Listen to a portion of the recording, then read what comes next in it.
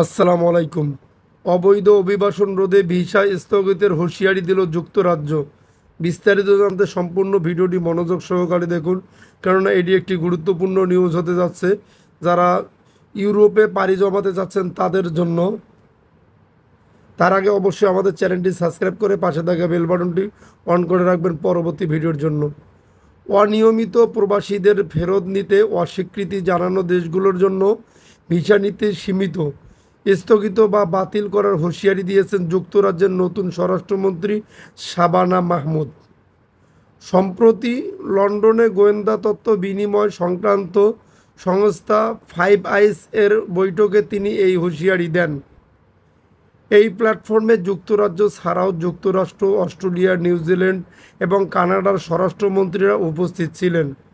এমন এক সময়ে ব্রিটিশ স্বরাষ্ট্রমন্ত্রী এই মন্তব্য করলেন যখন ছোট নৌকায় ফরাসি উপকূল থেকে ইংলিশ চ্যানেল পাড়ি দিয়ে আসা অভিবাসীদের সংখ্যা নিয়ন্ত্রণে দেশটির সরকার হিমশিম খাচ্ছে। এই প্রেক্ষাপটে অভিবাসন ইস্যুতে বিরোধী দলগুলোর তীব্র চাপের মুখে রয়েছে সরকার এবং জনরোষও বাড়ছে। সম্প্রতি ব্রিটিশ প্রধানমন্ত্রী কেউর স্টারমার ইভেট কুপারকে স্বরাষ্ট্র মন্ত্রণালয় থেকে সরিয়ে পররাষ্ট্র মন্ত্রণালয়ের দায়িত্ব দেন এবং তার পদে নিয়োগ দেন শাবানা মাহমুদকে, যিনি ব্রিটেনের বিচার মন্ত্রণালয়ের দায়িত্বে ছিলেন। যেদিন শাবানা মাহমুদ স্বরাষ্ট্র মন্ত্রণালয়ের দায়িত্ব গ্রহণ করেন সেদিনই রেকর্ড সংখ্যক 1097 জন অভিবাসী চ্যানেল পেরিয়ে যুক্তরাজ্যে পৌঁছান। যুক্তরাজ্যের সীমান্ত নিরাপত্তা নিশ্চিত করাকে স্বরাষ্ট্র মন্ত্রণালয়ের প্রধান অগ্রাধিকার উল্লেখ করে ফাইভ আইস এর বৈঠকে শাবানা মাহমুদ বলেন, বিশেষ করে যেসব দেশের নাগরিকরা বৈধ নথিপত্র ছাড়াই আমাদের দেশে অবস্থান করছেন এবং যেসব দেশ তাদের নাগরিকদের ফেরত নিতে চায় না, এই বিষয়টি সুরাহা করার ক্ষেত্রে পারস্পরিক সহযোগিতা প্রয়োজন বলে আমরা মনে করি। আমাদের নিশ্চিত করতে হবে যাদের আমাদের দেশে থাকার অধিকার নেই তাদের যেন আমরা ফেরত পাঠাতে পারি এবং তারা যেন তাদের নিজ দেশে ফিরে যায়।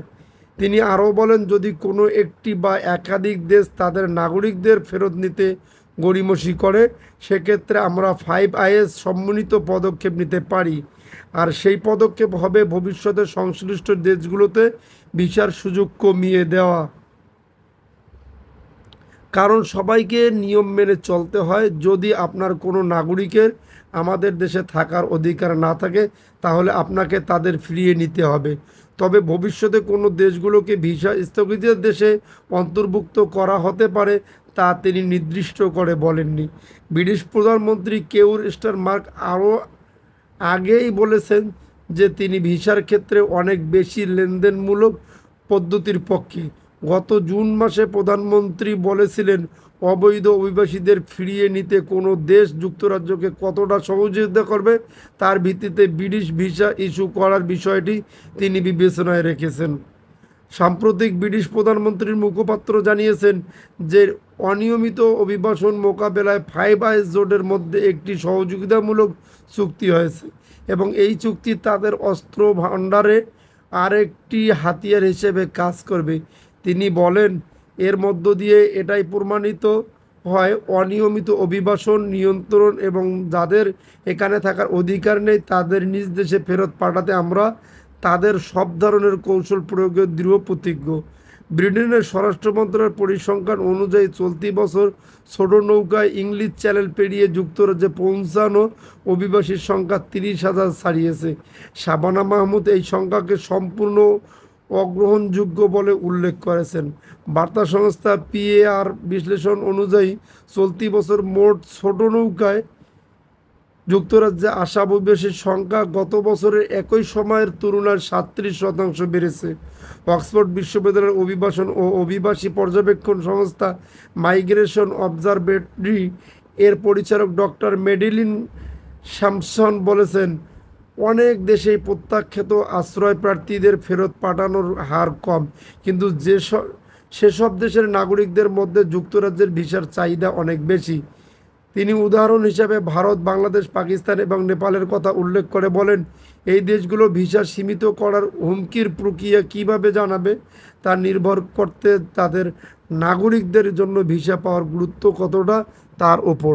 এই প্রক্রিয়া দেশভেদে ভিন্ন হতে পারে, তবে ভারতসহ কিছু দেশের দীর্ঘদিন ধরে ভিসা সুবিধা আদায়ের ইতিহাস রয়েছে। এদিকে যুক্তরাজ্যের বিরোধী দল কনজারভেটিভ পার্টির জ্যেষ্ঠ নেতা ক্রিস ফিল্প জানিয়েছেন, তার দল সরকারের ভিসা সীমিত করার সিদ্ধান্তে আশাবাদী হতে পারছে না।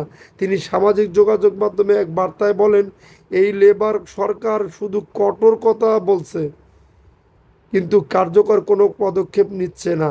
এখন সত্যিকার অর্থে কঠোর পদক্ষেপ নেওয়ার সময়। তিনি আরও বলেন যে যেসব দেশ তাদের নাগরিকদের ফেরত ফেরত নিচ্ছে না, তাদের জন্য যুক্তরাজ্যের সহযোগিতা বন্ধ করা উচিত। ক্রিসফিল বলেন, লেবার পার্টির সরকার আমাদের সীমান্ত রক্ষায় প্রয়োজনীয় পদক্ষেপ নিতে খুবই দুর্বল। আমি এর পরিবর্তনের কোনো লক্ষণ দেখছি না। এই খবরটি স্কাই নিউজ থেকে নেওয়া হয়েছে। যদি আপনাদের নিউজটি ভালো লাগে তাহলে অবশ্যই আমাদের চ্যানেলটি সাবস্ক্রাইব করবেন।